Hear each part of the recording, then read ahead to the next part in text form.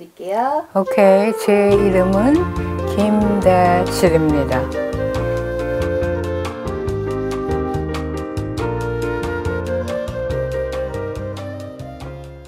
(1992년에) LA에서 폭동이 일어났어요. 그래서 그 폭동이 일어났을 때 흑인들하고 한국 사람들이 고양이하고 개가 싸우는 것처럼 그렇게 서로 싸워서 폭동이 일어났다, 이런 말을 했어요. 내가 그 말을 들었을 때 정말 복장이 터지게 화가 났죠. 난 그때 워싱턴에서 우리 남편하고 살면서 글을 쓰고 있었는데, 내가 그거는 정말 말도 안 되는 얘기를 한다, 그러니까 내가 그 사람들한테 하는 대로 내버려 두면은 이 폭동이 뭔지, 인종차별이 뭔지, 이 사회의 악이 뭔지, 이 사회의 선이 뭔지 사람들 전부 아주 뒤죽박죽을 쏘놓을 테니까는 내가 이 기회를 통해서 직접 가서 이 사건에 대해서 영화를 하나 만들어야 되겠다, 이렇게 얘기를 했어요. 그때 나는 영화를 만들어 본 적도 없고 영화를 공부해 본 적도 없고, 다만 내가 했던 거는 영화를 내가 무척 좋아했어요. 기록 영화도 좋아하고 극 영화도 좋아하고, 그리고 내가 그 당시에 종교 철학 박사하고 그래서 많은 이제 심각한 인생사를 얘기하고 강연하고 그랬기 때문에, 생각해보면 영화라는 거는 이게 종합 예술이거든. 그래서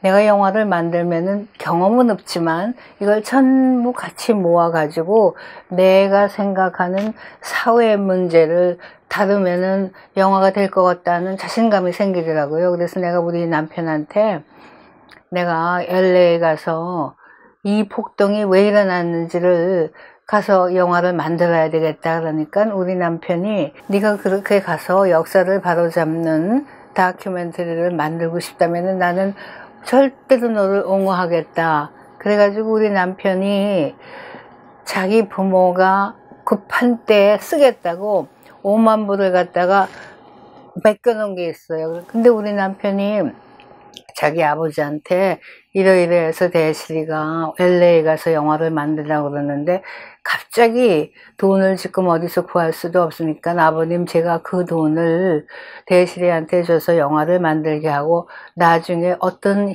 일이 있어도 그거는 갚아드리겠습니다. 그러니까 우리 시아버님이 물론이다, 그렇게 해라.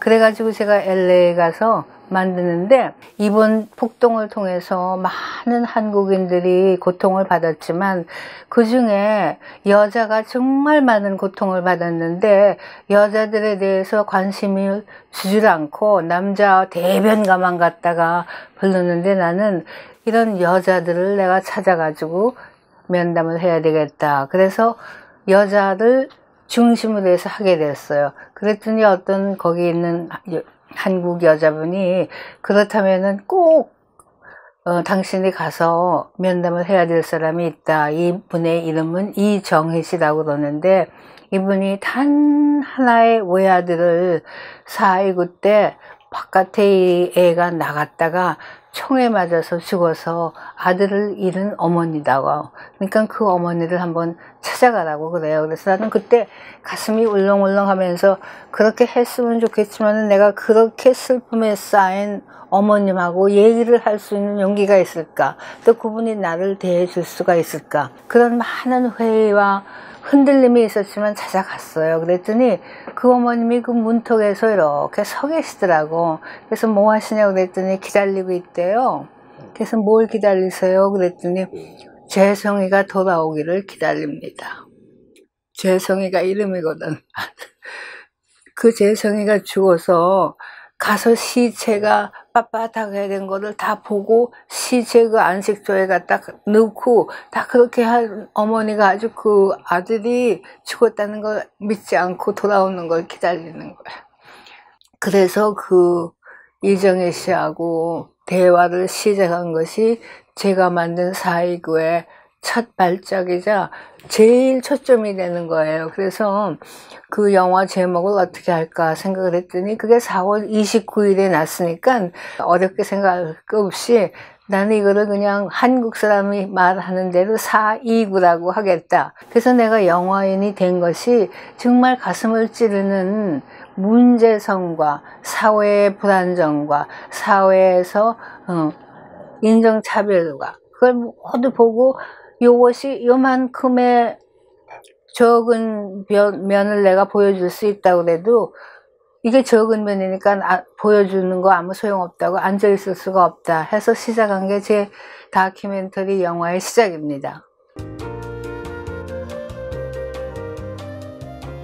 LA에서 이런 폭동이 일어나고 흑인들과 한국이 이렇게 갈등을 하고 한다고 그러고 지금 이게 정말 뭐를 의미하는가를 알고 싶다 하고 관심이 컸어요. 그래서 내가 이거를 만들어서 아주 끝도 안 났을 때 스미소니언에서 나한테 끝은 안 났지만은 네가 만드는 걸 가지고 한번 시사회를 하자. 그래서 스미소니언에서 내가 만드는 그 4.19를 시사회를 하겠다고 발표를 했더니 그날 시작하기 몇 시간 전에부터 사람들이 와서 그걸 보겠다고 줄을 여기서부터 이렇게 해서 몇 바퀴 돌아서 이렇게 줄줄이 섰었어요. 그래서 강당이 그냥 꽉 차고 바깥에도 있고 그래서 사람을 다 오지도 못하게 했는데 그런 속에서 이제 그 이정희 씨가 와서 내가 강단 위에 올라갔어요. 왜냐하면 그분이 영어를 그런 데서 할 수 있는 영어가 안 되니까 내가 통역을 하기 위해서 올라갔는데 이렇게 둘이서 딱 섰는데 나도 말이 안 나올 뿐더러 더군다나 이 어머님은 말을 할 수가 없죠. 그래서 가만히 있는데 나는 그렇게도 의미가 심장하고 그렇게도 많은 뜻이 있는 그 침묵을 그때 그 강단에 서서 경험을 했어요. 그래서 가만히 나도 숨을 죽여가면서 기다렸더니 이정희 씨가 조금 있다가 제가 여기서 얘기를 하는 것이 쉽지는 않지만 노력을 해보겠습니다. 그러면서 여기서도 그렇게 말하는 사람들이 있지만은 우리 한국에서는 부모가 돌아가시면은 산에다가 묻고 아이가 죽으면은 가슴에다 묻는다고 그럽니다. 그래서 저는 제 아들을 아직도 가슴에 묻고 살고 있습니다. 그렇게 얘기하니까 내가 그걸 통역을 어떻게 해. 눈물이 나서. 그래서 난 눈물이 나서 통역을 못하고 한참 있다가 그렇게 통역을 해드리고 그래서 그때부터 그 이정희 씨를 따라다니면서 통역도 해주고 내가 연설도 해주고 네, 그래서 이제 이런 새로운 챕터 제 생애가 시작됐습니다. 영화를 만들기도 하고 영화를 보여주기도 하고 연설도 하고 그런 챕터가 시작이 됐습니다.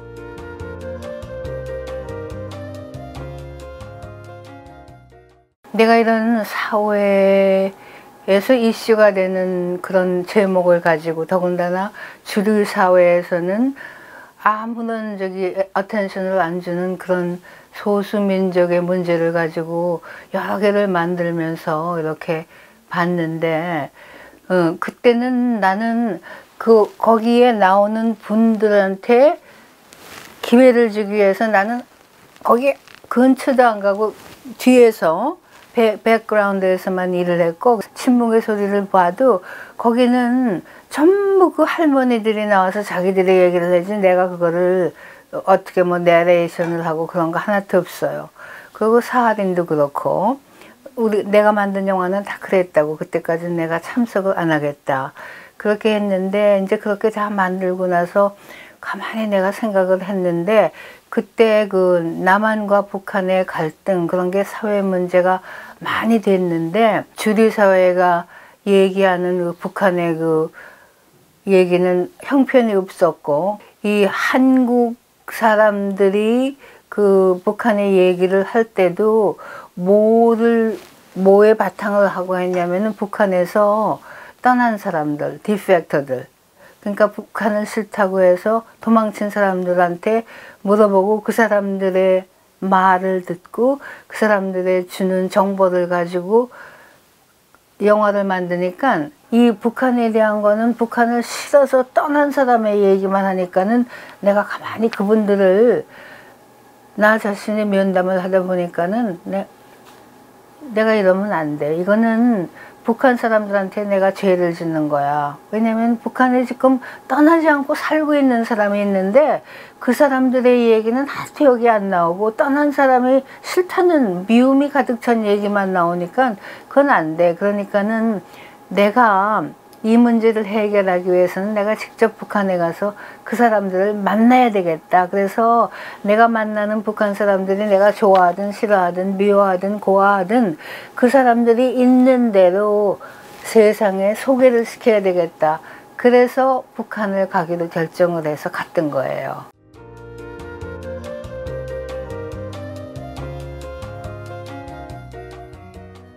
내 생은 집을 찾는 경로였어요.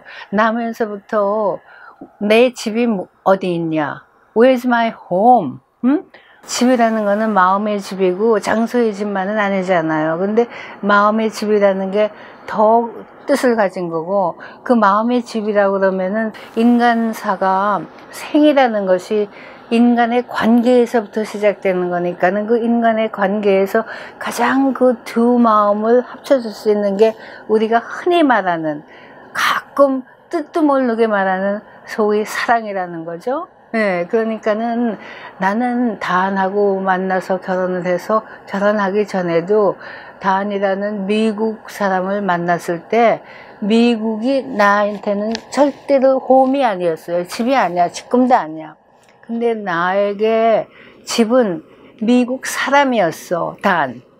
네, 그래서 미국 사람인 단이 내 집이 됐고, 그래서 내 집이었던 단이 갔을 때 내가 고향에, 내가 난 고향에 가서 그런 집을 찾을 수 있을까 하는 그런 욕망이 생기고 그런 위시가 생겨서 한번 고향에 가서 집이 있나 좀 찾아보자 하는 걸로 또 집을 찾아 나섰죠. 네.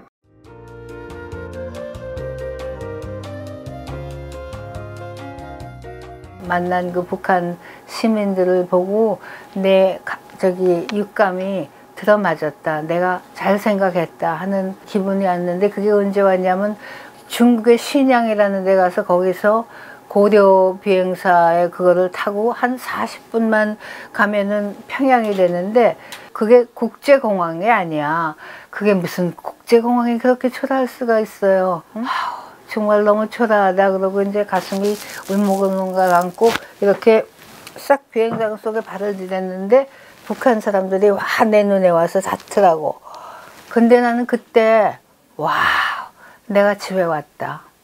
그 사람들의 얼굴, 그 사람들의 주름살, 그 사람들의 웃음, 그 사람들의 말 속에서 내가 정말 집에 고향에 돌아왔구나 하는 게 그냥 꽉꽉 안기더라고요. 네, 그게 내가 북한 사람들한테 처음으로 받은 인상이에요. 그런가 하면은 서울에 오면은 내가 이 사람들을 어떻게 피해서 말을 이 사람들하고 붙이지를 않을까. 왜냐면 이 사람들은 꽉 찬 것이 돈. 그리고 내가 자기 속에 내가 훌륭하다는 거를 많이 얘기하려고 그래서 나는 아주 그냥 그건 신물이 났어. 그건 싫었는데 이 사람들은 내가 1945년에 북한을 떠날 때 남겨놓고 온 고향 사람들이야. 그래서 그 사람들 둘을 이렇게 대조해서 보는 그 감정이 그렇게도 틀렸다고요.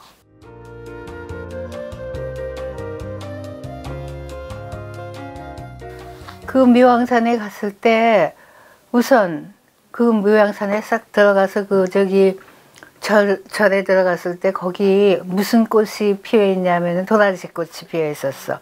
그 보라색의 도라지 꽃이 너무너무 아름다운 거 있죠. 도라지 꽃 그렇게 많이 핀 거 본 일이 있어요? 너무너무 아름다운 거 있죠. 그거를 보니까는 그냥 콱 가슴이 그냥 뭉클해. 그래서 와, 이거는 정말 내가 하늘에 왔나 어디에 왔나 이렇게 아름답다. 그리고 그때는 이게 북한이고 이게 남한이고가 아니야. 내가 정말 아름다운 하느님의 산에 왔다. 이런 감이 들어서 이제 그 절간에 딱 들어가서 이렇게 조금씩 돌면서 봤더니 그 절간 속에 스님이 한 분 기도를 하고 계시더라고. 그래서 내가 이렇게 지금 신고 있는 이 운동화를 벗고 맨발로 이렇게 들어가서 스님께 인사를 하고 제가 스님한테 기도를 한번 해달라고 부탁을 드릴 수가 있을까요? 그랬더니 뭐에 대해서 기도를 해줬으면 좋겠네요. 그래서 제가 남편을 잃었는데 그 남편의 이름이 단인데 단의 영혼의 평화를 위해서 기도해 주세요 그랬다고.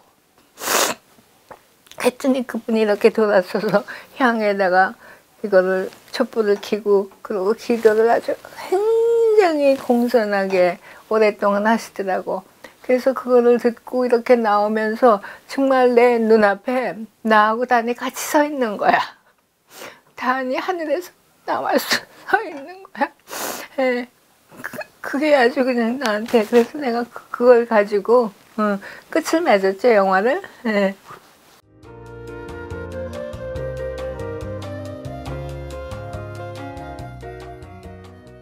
거기 아카이벌 푸티지가 굉장히 많이 나오죠. 근데 이제 다큐멘터리를 만드는 사람들이 더군다나 이제 뭐 2차 대전 무슨 뭐 해방 그런 거 하는 사람들이 이렇게 잘 조심해서 보면 다 똑같은 걸 갖다 써.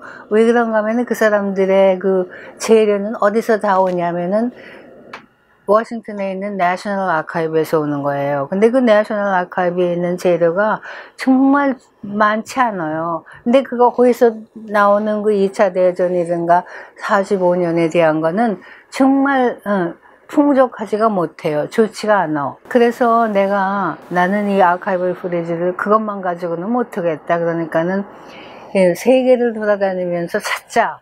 그래서 그거를 하려면 전문가를 고용을 해야 되거든. 그래서 없는 돈에 빚에 또 빚을 내가지고 아카이벌 그 리서처를 하는 애가 고용을 했어요. 그래서 그 사람이 미국이 아니라 세계에다가 돌아다니면서 얘기하면서 전화하면서 이메일하면서 의도온 후테지가 내 영화 속에 있는 거예요. 그래서 그거를 봤다니까는 역시 눈이 있어서 봤어요. 그거는 굉장히 그 내 영화의 중요한 점이에요, 그게.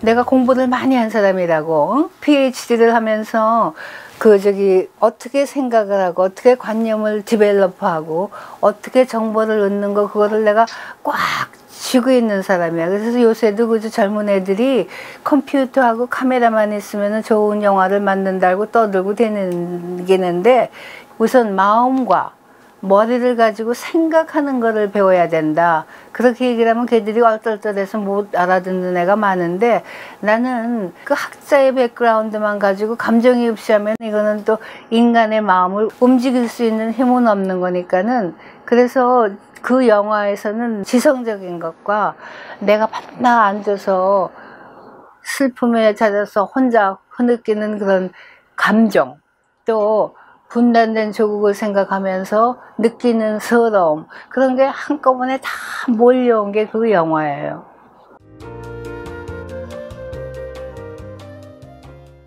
철조망 600리라는 게 있죠. 철조망이 600리라고. 파주인가 그런데 무슨 회의에 갔는데 어떤 분이 거기 앉아가지고 철조망 600리라고 아주 열을 품어서 얘기를 하는데, 철조망 600리 그 타이틀이 나를 그냥 꽉 잡았다고. 철조망이라는 건 우리가 많이 봤잖아요. 그 철조망에는 구멍들이 많이 있고 가시들이 그냥 척척척척 있고, 거기를 넘어가려면은 피도 나고, 거기를 넘어가지 못하면은 기어가야 되고, 그래서 그것이 구속이 되는가 하면은 거기를 한번 넘어가면은, 철조망을 한번 넘어가면은 자유라는 게 있잖아. 근데 그 자유가 한 군데서만 오는 게 아니라 요만큼 뚫린 구멍 속에서도 오고 이 밑에서도 오고, 그러니까 그 이미지가 굉장히 강한 이미지로 나한테 오더라고요. 그래서 그 철조망 600리를 잘 다루면은 우리 가슴 아픈 분단의 얘기만 할 것이 아니라, 우리 분단이라는 거는 외적으로만 있는 게 아니라 제일 깊은 분단은 우리 마음속에 있는 거니까, 그 마음속의 분단까지 철조망 600리를 상징으로 해서 해 나가면은, 이 영화가 잘하면은 분단을 얘기하는 영화가 아니라, 우리 역사만을 얘기하는 얘기가 아니라 What is life? What is human being? 그런 얘기를 할 수 있는 영화가 될 수 있다는 희망이 생기기 시작했어요.